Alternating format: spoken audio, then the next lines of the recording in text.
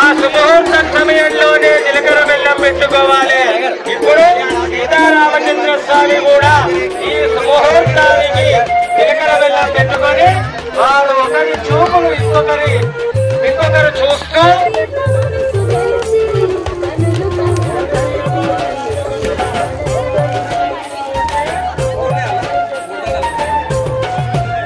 ఉత్సాహంగా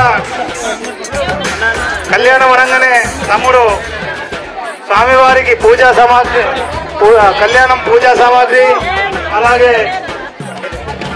10 ట్రేలు అంటే 170 డజన్లు అరటి పళ్ళు, అలాగే అయ్యగారి కట్నము, పూజా సామాగ్రి.